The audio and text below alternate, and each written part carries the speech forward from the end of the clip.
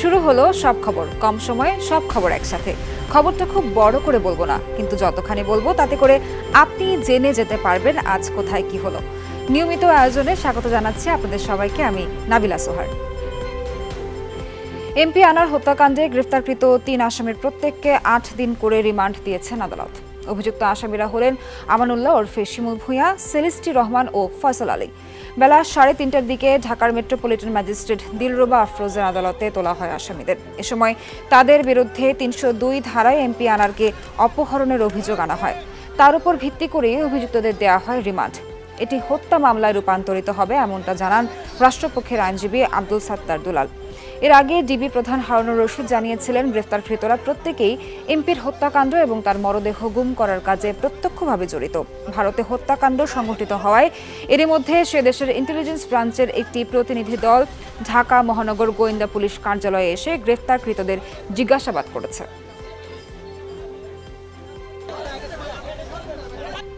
তিনজন আসামির আর 10 দিনের রিমান্ড চেয়েছিল। আয়ু সাহেব, বিজ্ঞ আদালত আমাদের বক্তব্য শুনে তদন্তের স্বার্থে মহামান্য হাইকোর্টের নির্দেশনা মোতাবেক জিজ্ঞাসাবাদের জন্য 8 দিনের রিমান্ড মঞ্জুর করেছেন। হত্যার সবকিছু যখন উন্মোচন হবে তখনই হত্যা মামলায় রূপান্তরিত হবে। না, এখন অপহরণ মামলাই আছে।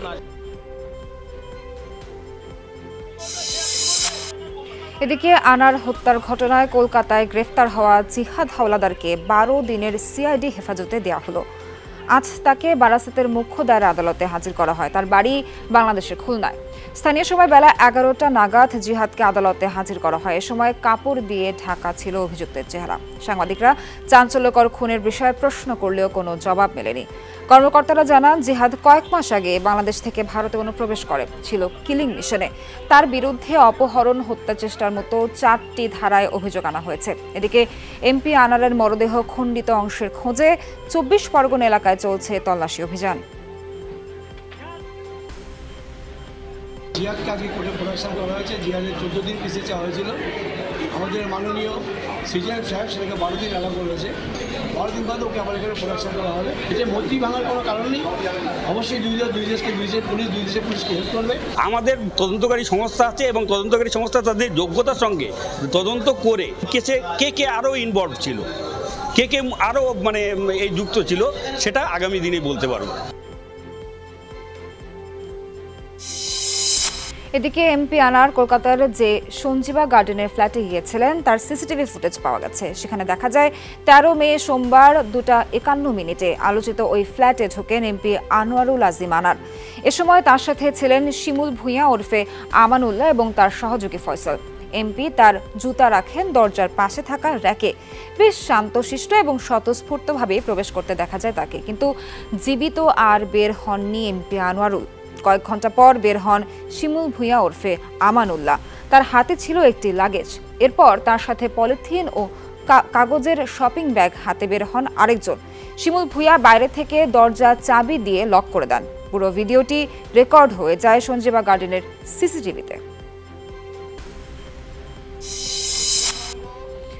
বাবার হত্যাকারীদের দ্রুত বিচারের মাধ্যমে কঠিন শাস্তি দাবি করেছেন ঝিনাইদহের এমপি আনোয়ারুল আজিম আনারের মেয়ে। বিকেলে কালীগঞ্জে এমপি আনার হত্যাকাণ্ডের প্রতিবাদে আয়োজিত মানববন্ধনে এ দাবি জানান তিনি।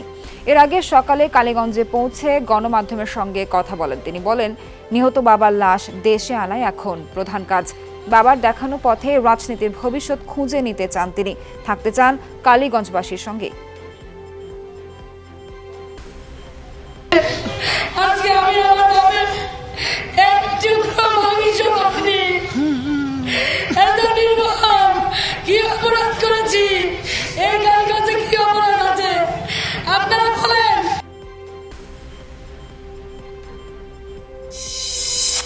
এমপি আনার হত্যার অভিযোগে ভারতে গ্রেফতার জিহাদ হাওলাদারের স্ত্রী মুন্নি বেগম জানিয়েছেন, 9 মাস আগে মোবাইলে স্বামীর সঙ্গে শেষ যোগাযোগ হয়েছিল। খুলনার বারাকপুরের বাসিন্দা তিনি। স্ত্রী জানায়, জিহাদ ও তার বাবা জয়নাল হাওলাদার দুজনই পেশায় রং মিস্ত্রি ছিলেন। প্রায় 1.5 বছর আগে ঢাকা ও যশোরের 2টি মামলায় জড়িয়ে গা ঢাকা দেয় জিহাদের। পর জিহাদ কোথায় সেটা তিনি জানেন না। কথা হয়েছে প্রায় 9.5 মাস এরকম কথা হয়েছে, শুধু কথা হয়েছে 1 মিনিটের মতো যে আমার ছেলেটা কেমন আছে আর বাসার দিকে খেয়াল রাখতে। আমার হাজবেন্ড তো এরকম কিছু করে না, আর যদিও বা করে তো ওরা হয়তো ওরা অনেক লোভ দিছে, কি অনেক কিছু করছে এই করে, জানো যে ধরেই করেছে জানো তার প্রথমে তারে ধরে। সাবেক আইজিপি বেনজির আহমেদ ও তার পরিবারের নামে থাকা ক্রোক সম্পদের বাইরে আর কোনো সম্পদ আছে কিনা তা খতিয়ে দেখছে দুর্নীতি দমন কমিশন।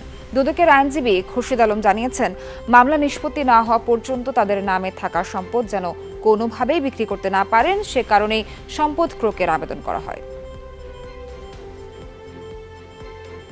এটা হলো অপরাধলব্ধ আয় থেকে দুর্নীতি দমন কমিশনের অনুসন্ধানকারী দল মনে করেছে এগুলি আপাতত জব্দ হওয়া উচিত, নাহলে পরবর্তীতে হয়তো ব্যাহত হয়ে যেতে পারে। জামিন করা হচ্ছে যদি অনুসন্ধানকারী দল মনে করে আরও প্রপার্টি আছে এবং সেগুলো জব্দের জন্য পরবর্তীতে আবেদন করা হবে।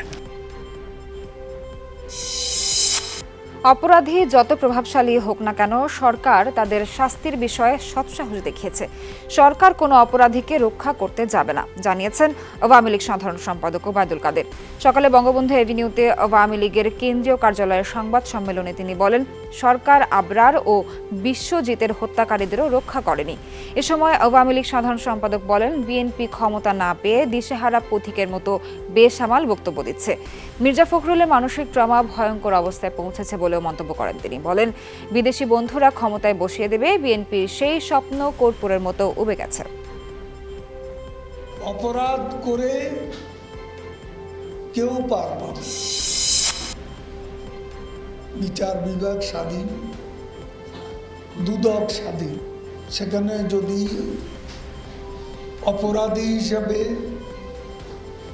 সাব্যস্ত হয় কেউ, আমরা তাকে প্রোটেকশন দিতে যাব।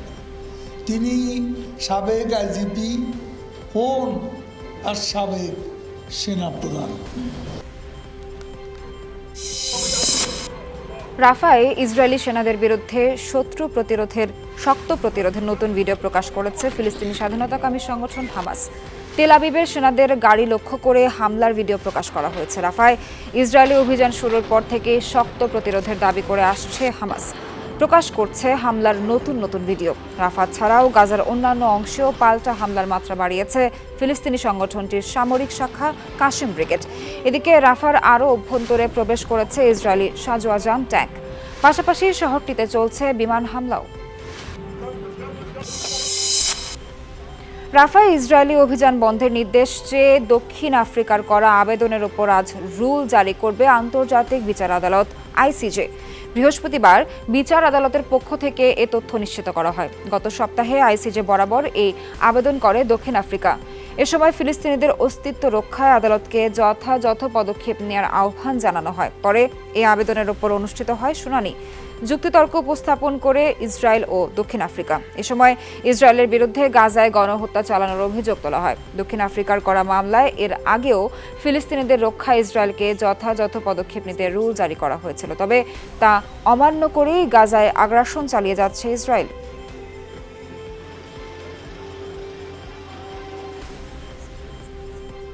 বাংলাদেশের বিশ্বকাপ প্রস্তুতির খবর। গতকাল যুক্তরাষ্ট্রের সাথে টি-20 সিরিজ হারের ব্যর্থতার বিষয়ে কোনো ব্যাখ্যা দিতে পারলেন না বাংলাদেশি অলরাউন্ডার সাকিব আল হাসান। বলেছেন, এটাও একটা ওয়েক আপ কল। বিশ্বকাপের প্রস্তুতি নিতে এসেও কেন দল হোটেলের সময় কাটায় না মাঠে এসে, সে প্রশ্নের উত্তরে সাকিব বলেছেন, পর্যাপ্ত সুবিধাই নাকি দেয়া হয়নি প্রেরি ভিউ স্টেডিয়াম কমপ্লেক্সে।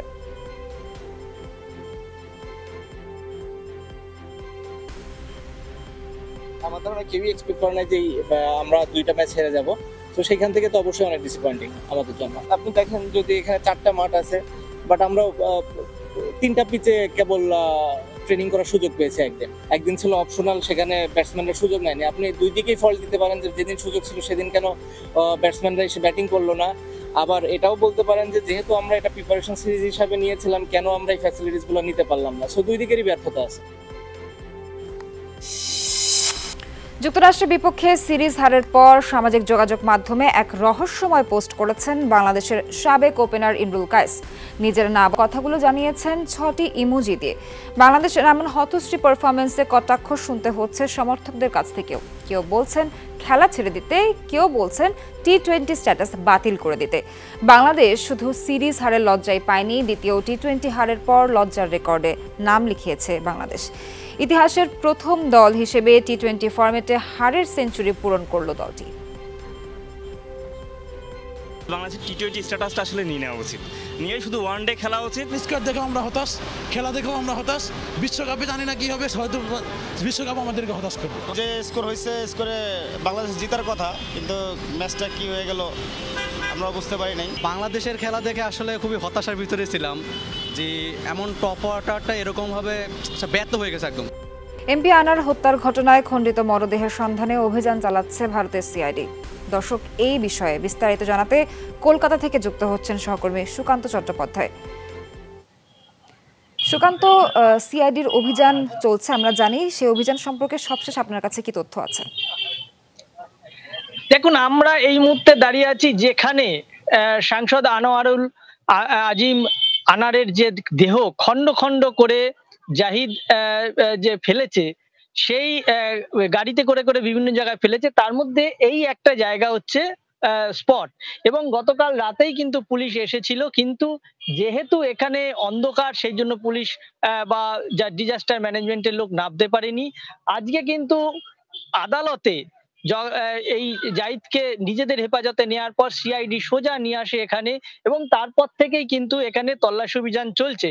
ইতিমধ্যেই বাংলাদেশ থেকে ডিজাস্টার ম্যানেজমেন্টের কিন্তু লোক এসেছেন, তারা ড্রোন দিয়ে কিন্তু এখানে দেখেছেন, চেষ্টা করেছেন যে কোথায় এরকম প্লাস্টিক, অর্থাৎ কালো প্লাস্টিকে মোড়া কিছু আটকে আছে কিনা, সেটা তারা সজীবে দেখেন। এখানে সিআইডির রাজ্য পুলিশ প্রচুর কিন্তু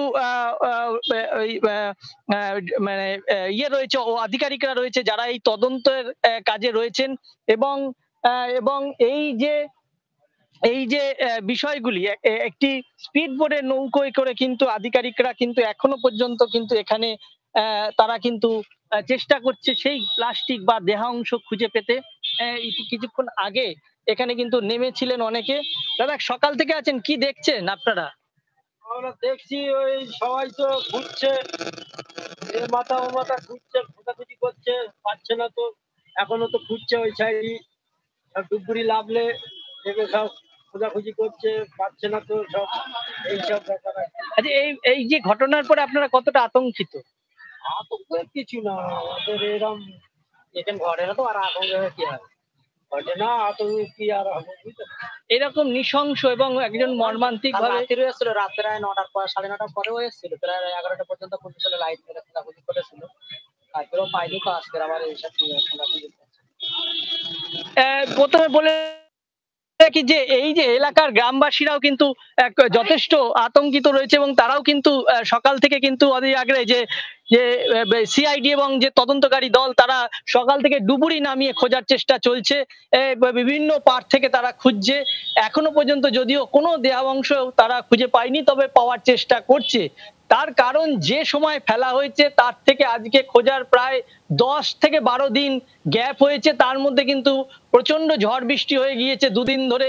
সেই সময়ও কিন্তু এই খালের অবস্থা কিন্তু ভয়ানক ছিল, জলোচ্ছ্বাস হয় এখানে, যেহেতু এটা কি সরাসরি বিদ্যাধরী নদী হয়ে সমুদ্রে পড়েছে এই খালটি, কলকাতার বাগজোলা খাল নামে এটা কিন্তু পরিচিত। স্বাভাবিকভাবেই কিন্তু এখন পরবর্তীকালে দেখা যাক যে আদার নামার সাথে সাথে এই তদন্ত বা খোঁজাখুঁজি বন্ধ হয় না রাত পর্যন্ত চলে, সেটা এখন দেখার বিষয়।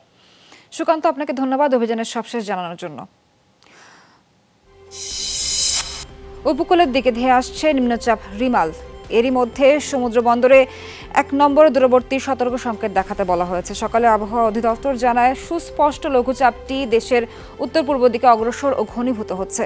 চট্টগ্রাম সমুদ্র বন্দর থেকে 805 কিলোমিটার ও মোংলা সমুদ্র বন্দর থেকে 765 কিলোমিটার দূরে অবস্থান করছে। দেশের 4টি সমুদ্র বন্দরেই 1 নম্বর দূরবর্তী সতর্ক সংকেত দেখাতে বলা হয়েছে। আবহাওয়াবিদরা জানান নিম্নচাপের কেন্দ্রে 44 কিলোমিটারের মধ্যে বাতাসের গতিবেগ ঘন্টায় 40 কিলোমিটার। নিম্নচাপের প্রভাবে সাগর কিছুটা উত্তাল হতে পারে, দমকা ও ঝোড়ো হাওয়া সহ বৃষ্টিপাত। গভীর সাগরে অবস্থানরত সব মাছ ধরার নৌকা ও জেলেদের উপকূলে ফিরে আসার নির্দেশ দেওয়া হয়েছে। আজ সকাল 6টায় সে নিম্নচাপে পরিণত হয়েছে। সন্ধ্যা নাগাদ এটি গভীর নিম্নচাপে পরিণত হবে। আগামীকাল তার শক্তিমাত্রা অর্জন করে ঘূর্ণিঝড়ের রূপ নিতে পারে। এখন পর্যন্ত যে গতি প্রকৃতি সে আমাদের দক্ষিণ পশ্চিম উপকূল বাংলাদেশের এবং পশ্চিমবঙ্গ এই মাঝখানে যে কোনো জায়গা থেকে উপকূল অতিক্রম করার সম্ভাবনা তৈরি হয়েছে 26 তারিখ সন্ধ্যা নাগাদ। তবে এর আগেই তার অগ্রভাগে প্রভাব পড়তে পারে। সিলেটের কৈলাসশিলা গ্যাস ফিল্ডের নতুন একটি অনুসন্ধান কূপে গ্যাসের সন্ধান মিলেছে। কর্মকর্তাদের মতে এই কূপ থেকে প্রতিদিন 21 মিলিয়ন ঘনফুট গ্যাস জাতীয় গ্রিডে যুক্ত হবে। কূপটি থেকে গ্যাসের সাথে উপজাত হিসেবে কনডেনসেটও মিলবে। তবে প্রতি ঘনফুট গ্যাসের সাথে কি পরিমাণ কনডেনসেট মিলবে পরীক্ষা নিরীক্ষার পরই তা জানা যাবে। সারা দেশে গ্যাস উৎপাদন বাড়াতে নতুন যেসব প্রকল্প হাতে নেওয়া হয় তার একটি এই কৈলাসশিলা গ্যাস ফিল্ডের 8 নম্বর কূপ। কূপটির খনন কাজ শুরু হয় চলতি বছরের 11 জানুয়ারি। 4 মাসের খনন কাজ শেষে আজ সকালে গ্যাসের সন্ধান মেলে। সিলেট গ্যাস ফিল্ড কোম্পানির এই কূপটি ঠিকাদারি প্রতিষ্ঠান হিসেবে খনন করছে রাষ্ট্রীয় প্রতিষ্ঠান বাপেক্স। এর মাত্র 1.5 কিলোমিটার দূরে বিদ্যমান পাইপলাইন ও 2.5 কিলোমিটার দূরত্বে ব্যবহারযোগ্য প্রসেস প্ল্যান্ট রয়েছে। তাই দ্রুত এই গ্যাস জাতীয় গ্রিডে যুক্ত করা সম্ভব বলে জানান কর্মকর্তারা। চলতি মাসে আইএমএফ এর পরিচালনা পর্ষদের সভায় বাংলাদেশের ঋণের কিস্তি ছাড়ের বিষয়টি উঠছে না। তবে সহসাই অর্থ ছাড়ের ব্যাপারে আশাবাদী বাংলাদেশ ব্যাংক। বলছে জুন মাসে অনুষ্ঠেয় পর্ষদ সভায় অনুমোদন পাবে। দেশগুলোতে বর্ধিত ঋণ অনুমোদনের জন্য আগামী 29 থেকে 31 মে পর্যন্ত আইএমএফ নির্বাহী পর্ষদের সভার সূচি রয়েছে, যেখানে নেই বাংলাদেশের নাম। চলতি বছরের জানুয়ারিতে $470 কোটি ঋণ অনুমোদন দেয় আইএমএফ। ঋণ অনুমোদনের পরপরই 2রা ফেব্রুয়ারি প্রথম কিস্তির $47 কোটি 63 লাখ ছাড় দেয় সংস্থাটি। ঋণের দ্বিতীয় কিস্তি হিসেবে অনুমোদিত $68 কোটি 98 লাখ ছাড় দেওয়া হয়েছে। তৃতীয় ধাপে বাংলাদেশ পাবে $1.15 বিলিয়ন, যা কিস্তিতে পূর্ব নির্ধারিত পরিমাণের চেয়ে বেশি।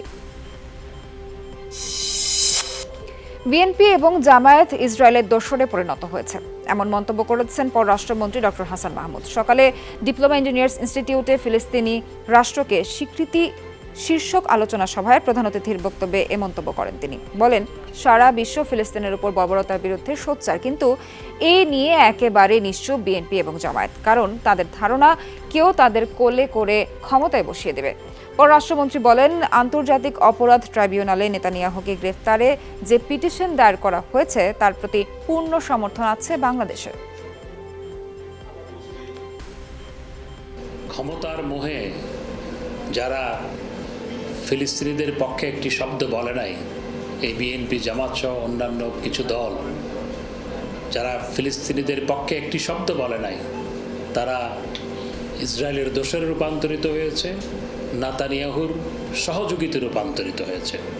এদের মুখোশ উন্মোচিত হয়েছে, এদেরকে চিনে রাখো। তৃতীয় ধাপের উপজেলা নির্বাচনে প্রচার প্রচারণায় ব্যস্ত প্রার্থীরা সাপ্তাহিক ছুটির দিনে সকাল থেকেই কর্মী সমর্থকদের নিয়ে যাচ্ছেন ভোটারদের বাড়ি বাড়ি। এলাকার উন্নয়ন সহ নানা প্রতিশ্রুতি দিয়ে ভোট চাইছেন তারা। চেয়ারম্যান প্রার্থীদের পাশাপাশি গণসংযোগে ব্যস্ত ভাইস চেয়ারম্যান প্রার্থীরাও। আগামী 29 মে তৃতীয় ধাপের উপজেলা নির্বাচনের ভোট গ্রহণ। 112 উপজেলায় নির্বাচনের তফসিল ঘোষণা করা হলেও এক ভাইস চেয়ারম্যান প্রার্থীর মৃত্যু ও আইনগত জটিলতায় পরবর্তীতে নরসিংদী, রায়পুরা ও যশোর সদর উপজেলার ভোট স্থগিত করা হয়। ভোটারদের ভয় ভীতি দেখালে প্রার্থিতা বাতিল করে দেওয়া হবে বলে হুঁশিয়ারি দিয়েছেন নির্বাচন কমিশনার রাশেদা সুলতানা। দুপুরে বগুড়া জেলা প্রশাসকের কার্যালয়ে সম্মেলন কক্ষে আইনশৃঙ্খলা বাহিনীর ঊর্ধ্বতন কর্মকর্তা এবং তৃতীয় ও চতুর্থ ধাপের চেয়ারম্যান প্রার্থীদের সঙ্গে মতবিনিময় করেন। তিনি মন্তব্য করেন, ভোটারদের সাথে প্রার্থীদের সম্পর্ক ভালো নেই, তাই আইন মেনে ভোটারদের বলয়ে থেকে প্রচারণা চালাতে হবে। এছাড়া স্থানীয় সংসদ সদস্যরা নির্বাচনে কোনো ধরনের প্রভাব বিস্তার করতে চাইলে কমিশন পদক্ষেপ নেবে বলেও হুঁশিয়ারি দেন ইসি রাশেদা। আপনার লাগবে একটাই বলা, সেটা হলো ভোটারের বলায়। আপনি সেইটার কাছে স্থানীয় এমপি মহোদয়, কোনো জায়গায় মাননীয় মন্ত্রী মহোদয়দের একটা প্রভাব করার একটা মানসিকতা লক্ষ্য করা যায়। আমি তাদের প্রতি সম্মান রেখে বলছি যে আপনারা সম্মানী লোক, আপনারা নিজেদের সম্মান নিজেরা রক্ষা করেন। ভয়াবহ হেলিকপ্টার দুর্ঘটনায় ইরানের প্রেসিডেন্ট ইব্রাহিম রইসি ও পররাষ্ট্রমন্ত্রী হোসেন আমির আবদুল্লাহিয়ানের মৃত্যুর ঘটনায় প্রথম তদন্ত প্রতিবেদন প্রকাশ করেছে ইরান। বৃহস্পতিবার দেশটির সশস্ত্র বাহিনীর চিফ অফ স্টাফ এই প্রতিবেদন প্রকাশ করেন। এতে বলা হয়েছে, হেলিকপ্টারটি পুরো পথে তার ফ্লাইট রুটেই ছিল। দুর্ঘটনার 1.5 মিনিট আগে বিধ্বস্ত হওয়া হেলিকপ্টারের পাইলট প্রেসিডেন্টের বহরে থাকা অন্য দুটি হেলিকপ্টারের সাথে যোগাযোগও করেছে। এছাড়া বিধ্বস্ত হওয়া হেলিকপ্টারে বুলেট কিংবা তার অনুরূপ কোনো বস্তুর আঘাতের চিহ্ন পাওয়া যায়নি বলেও জানানো হয়েছে প্রতিবেদনে। এছাড়া একটি পর্বতে বিধ্বস্ত হওয়ার পর উড়োযানটিতে আগুন ধরে যায়। কুয়াশা ও নিম্ন তাপমাত্রার জন্য অভিযান ব্যাহত হয়েছে। প্রধানমন্ত্রী ও আওয়ামী লীগের পক্ষ থেকে শ্রদ্ধা জানানো হলো 75-এর প্রতিরোধ যোদ্ধা ও সাবেক সংসদ সদস্য মানু মজুমদারের প্রতি। সকালে রাজধানীর বঙ্গবন্ধু এভিনিউতে আওয়ামী লীগের কেন্দ্রীয় কার্যালয়ের সামনে প্রথমে প্রধানমন্ত্রীর পক্ষ থেকে তার প্রতি শ্রদ্ধা জানান দলটির সাধারণ সম্পাদক ওবায়দুল কাদের। পরে শ্রদ্ধা জানানো হয় আওয়ামী লীগের পক্ষ থেকে। এরপর মানু মজুমদারের প্রতি শ্রদ্ধা জানায় বিভিন্ন অঙ্গ ও সহযোগী সংগঠন। পরে ওবায়দুল কাদের বলেন, প্রচার বিমুখ রাজনীতিবিদ ছিলেন মানু মজুমদার। জাতির পিতা হত্যার প্রতিবাদে প্রতিরোধ আন্দোলন গড়তে গিয়ে দীর্ঘ সময় কারাগারে কাটাতে হয় তাকে। স্বামীর টাকা পয়সা জব্দ করতে ইয়াবা দিয়ে ফাঁসাতে গিয়ে নিজেই ধরা খেলেন পুলিশের হাতে। রুমা আক্তার নামে এক নারী স্বামী কাউসার আহমেদের ব্যাগে ইয়াবা রেখে নিজেই 999-এ ফোন দেন। পরে ঘটনাটি সন্দেহজনক মনে হয় পুলিশ রুমা আক্তারকে গ্রেফতার করে। জানায়, পরকীয়ায় জড়িয়ে যাওয়া রুমা প্রবাস ফেরত স্বামী টাকা হাতিয়ে নিতেই করেন এই ষড়যন্ত্র। আমার ওয়াইফ বলতেছে যে ব্যাগের মধ্যে দেখেন, তো ব্যাগের জিপারটা খোলা হয়েছে, তখনই এটার ভিতরে একটা কাগজ দিয়ে মোড়ানো রাখছিল। তো এটা খুলে দেখে এটা 14 পিস ইয়াবা। এক পর্যায়ে জিজ্ঞাসাবাদে বিষয়টি সন্দেহজনক হলে এই নারী স্বীকার করে যে এই ব্যক্তি তার স্বামীর টাকা দিয়েই ইয়াবা কিনে স্বামীকে ফাঁসিয়ে দিচ্ছিল। যখন আমরা বিষয়টা জানি তখন এই নারীকে ব্যাপক জিজ্ঞাসাবাদ করে ইয়াবা কোথা থেকে কিনেছে সেই ব্যক্তিকেও কিন্তু আমরা অ্যারেস্ট করি। উৎসবমুখর পরিবেশে অনুষ্ঠিত হলো বেসরকারি টেলিভিশন এবং রেডিওর সংবাদ উপস্থাপকদের সংগঠন নিউজ ব্রডকাস্টার্স অ্যালায়েন্স অফ বাংলাদেশ এনবিএর নির্বাচন। ঢাকা রিপোর্টার্স ইউনিটি ডিআরইউতে সকাল 10টায় শুরু হয়ে ভোট গ্রহণ চলে বিকেল 5টা পর্যন্ত। 19টি পদে 2024 থেকে 2026 মেয়াদে সংগঠনটির সভাপতি, সহসভাপতি ও কার্যনির্বাহী সদস্য পদে ভোট হয়। কোনো প্রতিদ্বন্দ্বী না থাকায় ভোট নেওয়া হয়নি সাধারণ সম্পাদক সহ 12টি পদে। সংবাদ উপস্থাপকদের গুণগত মান উন্নয়ন, বেতন ভাতা, চিকিৎসা সেবা সহ বিভিন্ন সুযোগ সুবিধা নিশ্চিতে কাজ করবে নতুন কমিটি, প্রত্যাশা ভোটারদের। আমাদের যে সুযোগ সুবিধাগুলো সেটা আমাদের কর্মক্ষেত্রে, আমাদের বেতন ভাতা বৃদ্ধি, যে সবগুলোতে আমাদের এনবিএ যে নেতৃত্বের কাজ করবেন উনি আমাদের হয়ে কাজ করবেন। গত যে মান উন্নয়ন সেই জায়গাটাই আসলে অনেক বেশি ফোকাস করতে হবে আমাদেরকে, যেন তারা আরও ভালো পরিশীলিতভাবে তারা উপস্থাপন করতে পারে। যে কোনো ধরনের বিপদে আপদে সুখে দুঃখে যে পাশে থাকার যে বিষয়গুলো সেগুলো নিয়ে হচ্ছে কাজ করবে। সম্মানটা যেন সবার প্রতি রাখি, এটা আমার সবসময় প্রত্যাশা থাকবে। তাদের চাকরির ক্ষেত্রে যেন এক ধরনের নিশ্চয়তা থাকে, অনিশ্চয়তার যে বেড়াজাল আছে সেটা থেকে তারা যেন মুক্তি পায়। জাপান অকশন হাউসের মতো দেশে প্রথমবারের মতো চালু হয়েছে গাড়ির ডিজিটাল অকশন। এর মাধ্যমে নিলামে ইচ্ছে মতো বিডিং করে গাড়ি বেচাকেনা করতে পারবেন ব্যবহারকারীরা। Used car system solution Bangladesh limited রাজধানীর বকশীবাজারের আলিয়া মাদ্রাসা মাঠে দিনব্যাপী এই কার্যক্রম চালায়। কেনাবেচা চলে সকাল 8টা থেকে বিকাল 4টা পর্যন্ত। নিলামে অংশগ্রহণকারীরা জানান, ডিজিটাল এই নিলামের কারণে মধ্যস্থতাকারী ছাড়াই গাড়ি কেনাবেচা করার ফলে লাভবান হবেন দুপক্ষই। সপ্তাহে প্রতি নিলামে 100 গাড়ি বেচা কেনার লক্ষ্য নিয়ে কাজ করছেন প্রতিষ্ঠানটির সিইও আহমেদ উল্লাহ ফাহাদ। নারীদের রন্ধন শিল্প এগিয়ে নিতে আয়োজন করা হয়েছে ফার্ম ফ্রেশ নিবেদিত শেফস বিয়ন্ড হোম সিজন 4। রাজধানীর ধানমন্ডির মাইডাস সেন্টারে দুদিন চলবে এই আয়োজন। পপ অফ কালার এর 10 বছর পূর্তি উপলক্ষে বিউটিফুল বাংলাদেশ প্রকল্পের অংশ হিসেবে এই আয়োজন। এর মাধ্যমে তুলে ধরা হয়েছে বাংলাদেশের ঐতিহ্যবাহী খাবার। এর মধ্যে রয়েছে ঝিনাইদহের সেরা গুড়ের পায়েস ও মজার আচার, খুলনার চুইঝাল এবং ফেনীর বিখ্যাত সাগরানা। 15 জন রন্ধনশিল্পী অংশ নিচ্ছেন এই প্রতিযোগিতায়। উৎসব মুখর পরিবেশে রয়েছে গান, লাইভ কুকিং, মেহেদি কর্নার, কুইজ প্রতিযোগিতা ও রাফেল ড্র। 5টি ক্যাটাগরিতে পুরস্কারও বিতরণ করা হবে। 2014 সাল থেকে পপ অফ কালার নারী ক্ষমতায়ন ও উন্নয়নে কাজ করছে এবং শেফস বিয়ন্ড হোম তাদের অন্যতম উদ্যোগ। ভারতের রাসায়নিক কারখানায় ভয়াবহ বয়লার বিস্ফোরণের ঘটনায় প্রাণহানি বেড়ে দাঁড়িয়েছে 9 জনে, শিশুসহ দগ্ধ অর্ধ শতাধিক। বৃহস্পতিবার বিকেলে মহারাষ্ট্রের থানেতে অবস্থিত একটি কারখানায় ঘটে দুর্ঘটনা। প্রত্যক্ষদর্শীরা জানায় 3 দফায় ঘটে বিস্ফোরণ। বিস্ফোরণের তীব্রতা অনেক বেশি ছিল। কারখানার বিভিন্ন অংশে 1 কিলোমিটার পর্যন্ত ছড়িয়ে যায় আগুন। পরে ফায়ার সার্ভিসের সাহায্যে নিয়ন্ত্রণে আনা হয় পরিস্থিতি। দগ্ধরা হাসপাতালে চিকিৎসাধীন। এখনও জানা যায়নি বিস্ফোরণের মূল কারণ। আইপিএলের দ্বিতীয় কোয়ালিফায়ারে আজ সানরাইজার্স হায়দ্রাবাদের মুখোমুখি হবে রাজস্থান রয়্যালস। চেন্নাইয়ের মাঠে রাত 8টায় শুরু হবে ফাইনালে যাওয়ার লড়াই। এলিমিনেটরে টানা 5টি ম্যাচ হারের দুর্ভাগ্যের রেকর্ড অবশেষে এই মৌসুমে এসে শেষ হয়েছে রাজস্থান রয়্যালসের। এলিমিনেটরে তারা রয়্যাল চ্যালেঞ্জার্স বেঙ্গালুরুকে হারিয়ে দ্বিতীয় কোয়ালিফায়ারে এসেছে। অন্যদিকে প্রথম কোয়ালিফায়ারে কলকাতায় কাছে হেরে সরাসরি ফাইনালে যাওয়ার সুযোগ হারায় হায়দ্রাবাদ। চেন্নাইয়ের চিপাক স্টেডিয়ামের উইকেট স্নো হওয়ায় একাদশের তৃতীয় স্পিনার হিসেবে কেশব মহারাজকে খেলাতে পারে রাজস্থান। অন্যদিকে হায়দ্রাবাদ দলের ব্যাটিং শক্তি বাড়াতে এইডেন মার্করাম অথবা গ্লেন ফিলিপসকে শুরুর একাদশে নিতে পারে। আইপিএলে ইম্প্যাক্ট প্লেয়ার নীতির কারণে কোনো স্কোরই নিরাপদ নয় বলে মনে করছেন ফাফ ডু প্লেসি। রাজস্থানের কাছে প্লে অফে হেরে বিদায় নেয়ার পর এই কথা জানান বেঙ্গালুরু অধিনায়ক। বড় টার্গেট খুব সহজেই দলগুলো চেজ করে ফেলছে বলে মত ডু প্লেসির। এদিকে প্লে অফ থেকে ছিটকে যাওয়ার পরও দলের পারফরম্যান্সে খুশি বেঙ্গালুরু অধিনায়ক। এলিমিনেটরে হেরে দলটির অধিনায়কের কাঠগড়ায় আইপিএলের ইম্প্যাক্ট প্লেয়ার নীতি, যে কারণে কোনো স্কোরই নিরাপদ নয় বলে মানছেন তিনি। বিবেচনায় এখানে 180 রান হলে ফাইটিং টোটাল হতো, কারণ পিচ বেশ মন্থর ছিল। তবে এবার ইম্প্যাক্ট প্লেয়ারের নিয়মের জন্য যা দেখছি তাতে কোনো স্কোরই যথেষ্ট বলে মনে হচ্ছে না। বড় টার্গেটও খুব সহজেই চেস করে ফেলছে দলগুলো। তার উপর ডিউ ফ্যাক্টর তো রয়েছেই। ঈদুল আজহার পর হাই স্কুল কলেজ শনিবার বন্ধ রাখা হতে পারে আজ, কথা জানিয়েছেন শিক্ষামন্ত্রী মহিবুল হাসান চৌধুরী। বলেন, শিক্ষণ ঘাটতি কমাতে শনিবার একাডেমিক কার্যক্রম চালু করার বিষয়টি সাময়িক সিদ্ধান্ত। বিকালে ঢাকা বিশ্ববিদ্যালয়ের টিএসসিতে সাংবাদিকতা বিভাগের অ্যালামনাই অ্যাসোসিয়েশনের অনুষ্ঠান শেষে কথা বলেন শিক্ষামন্ত্রী। বলেন, 2026 সালে এসএসসি পরীক্ষা এখনকার নিয়মে চলবে না। সেটা নিয়ে বিশেষজ্ঞ কমিটির মতামত আসলে চূড়ান্ত করা হবে। এ সময় শিক্ষার্থীদের কর্মসংস্থান বাজারের সাথে উপযোগী করে গড়ে তোলার দায়িত্ব নিতে অ্যালামনাইদের তাগিদ দেন শিক্ষামন্ত্রী। ঈদুল আজহা পরবর্তী সময়ে আমরা আশা করছি যে এটা আমরা তো সেটা প্রত্যাশিত নয় অবশ্যই শনিবার খোলা থাকাটা, যেহেতু কিছু সময় কিছু দিন নষ্ট হয়েছে। আগামীতে আমরা আশা করছি সেটা থাকবে না।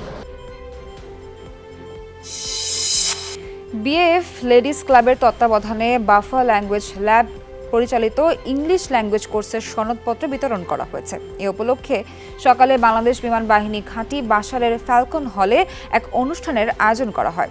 এ সময় ইউএস বাংলা এয়ারলাইন্স হতে 20 জন এবং নভো এয়ার থেকে 20 জন সহ মোট 40 জন প্রশিক্ষণার্থীর হাতে সনদপত্র তুলে দেওয়া হয়।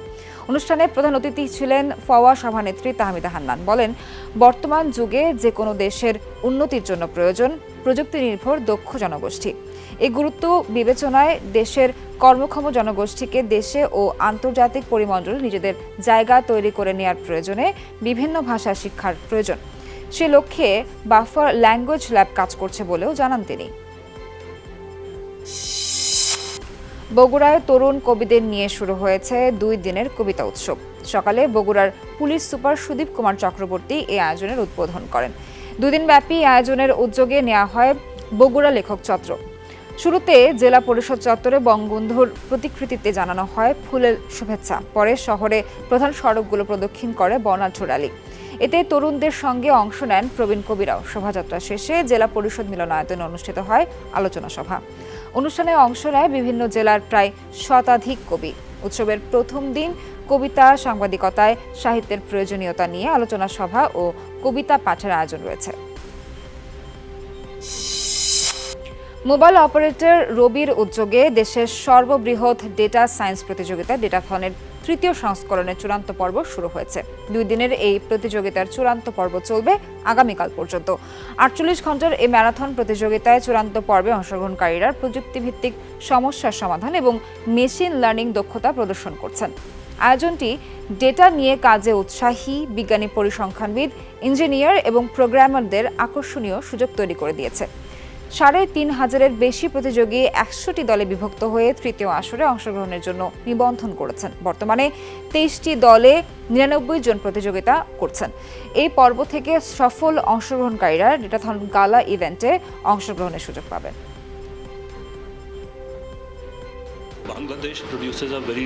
আমি দৃঢ়ভাবে বিশ্বাস করি ডেটা যে কোনো ধরনের নতুন উদ্ভাবন এবং গ্রাহক অভিজ্ঞতা সমৃদ্ধ করার ক্ষমতা রাখে। ডেটার কার্যকর ব্যবহারের মাধ্যমে আমাদের তরুণ ডেটা বিজ্ঞানীরা অনেক অসম্ভবকে সম্ভব করেছে।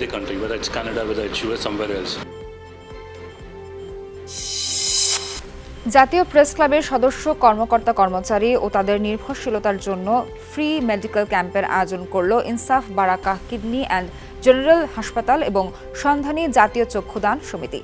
সকালে এই ক্যাম্পটি উদ্বোধন করা হয়। ক্যাম্পে উপস্থিত সদস্য, কর্মচারী ও তাদের নির্ভরশীলদের জন্য স্বাস্থ্যসেবা, চক্ষু পরীক্ষা নিরীক্ষা এবং অন্যান্য চিকিৎসার পরামর্শ বিনামূল্যে দেওয়ার ব্যবস্থা করা হয়। রাজধানীতে পঞ্চমবারের মতো আয়োজিত হলো Senora long Dhaka women marathon ২০২৪। হাতিরঝিলে ভোর ৫:৩০ থেকে শুরু হয় মূল আয়োজন। এতে অংশ নেন নানা বয়সের ১০০০-এরও বেশি নারী প্রতিযোগী।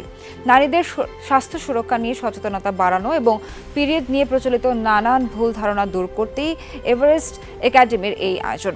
মোট 2টি ভাগে আয়োজিত হয়েছে এবারের ইভেন্ট। ভোর ৫:৪৫ হাতিরঝিলের এফডিসি প্রান্ত থেকে শুরু হয় ২.৭ কিলোমিটার ফান রান এবং ৫:৩০ শুরু হয় ১০ কিলোমিটারের অপেশাদার দৌড়। দৌড় শেষে প্রথম, দ্বিতীয় ও তৃতীয় স্থানে অধিকারীকে দেওয়া হয় পুরস্কার। অংশগ্রহণকারীরা বলেন, স্বাস্থ্য ভালো রাখতে নিয়মিত এমন দৌড়ের বিকল্প নেই। এ ধরনের আয়োজন নারীদের সেই অভ্যাস করে তুলতে আরও অনুপ্রাণিত করবে। শেষ করতে পারবো না, তবে কনফিডেন্টলি শেষ করতে পেরেছি, সেটা ভেবে ভালো লাগছে। একটু কষ্টের ছিল, কিন্তু চেষ্টা করলে এটা পারা গেছে, এটা একটু বড় কথা। পরিশ্রম করে সেটি অর্জন করার যে আনন্দ, সেটি তারা এই দৌড়ের ভিতরে যেমন করেন, আমি মনে করি সেটি যদি তারা বাস্তব জীবনে প্রয়োগ করেন তাহলে লক্ষ্য অর্জনে এবং তার যে প্রত্যাশিত ফল তার জীবনে, সেটির ক্ষেত্রেও এটি প্রযোজ্য হতে পারে। এই ছিল আজকের সব খবরের আয়োজনে। এতক্ষণ সাথে থাকার জন্য সবাইকে ধন্যবাদ। ভালো থাকবেন।